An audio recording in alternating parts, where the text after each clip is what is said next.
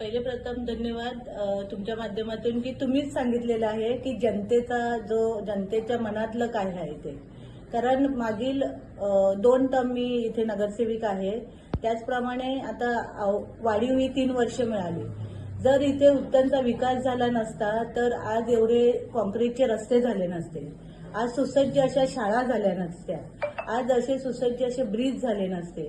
आज मच्छीमारांसाठी कितीतरी सुविधा आम्ही उपलब्ध करून दिलेल्या आहेत. ते महापालिका असू दे, केंद्र शासन असू दे, राज्य शासन असू दे, त्या माध्यमातून आम्ही पूर्णपणे प्रयत्न केलेला आहे की येथील जे प्रत्येक म्हणजे तळागाळातल्या लोकांना ज्या अपेक्षित आहेत त्यांच्यापर्यंत पोहोचण्याचा आम्ही पूर्णपणे प्रयत्न केलेला आहे. याच्यामध्ये तुमच्या माध्यमातून एवढेच सांगू इच्छिते, इथे वैविध्यपूर्ण अशी आमची संस्कृती आहे आणि इथे सगळ्या जाती धर्माचे लोक राहतात. इथे कोणत्याही प्रकारचे म्हणजे अशांतता पसरेल असं इथे कधीही झालेलं नाही.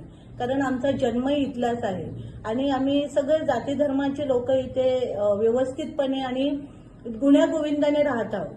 परंतु खेदाची अशीच गोष्ट की ह्या जाती म्हणजे या आमच्या एकोप्याला तडा जाण्यासाठी अनेक लोक प्रयत्न करत आहेत.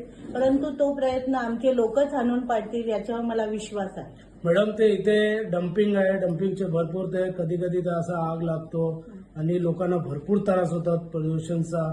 त्याच्यामध्ये तुम्ही काय सांगणार आहे? डम्पिंगचा मागील म्हणजे जवळजवळ 18 वर्ष म्हणजे जेव्हा मी शिकत होते तेव्हापासून नगरसेविका नसताना देखील हा प्रश्न होता.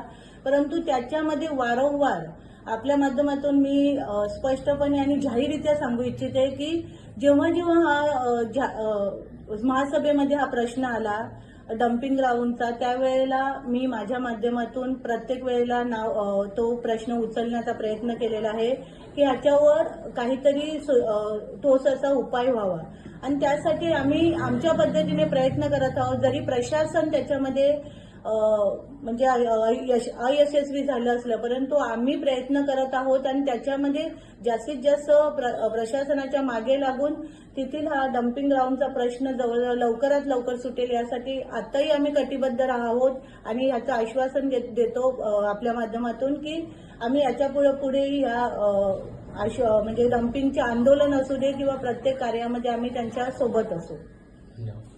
मेट्रोच्या तर उत्तममध्ये आलेले आहे मॅडम, एवढं व्यवस्थित काम केलं तुम्ही, एवढे चांगले काम केले आहे जनतासाठी की उत्तममध्ये ते मेट्रो आलेले आहे.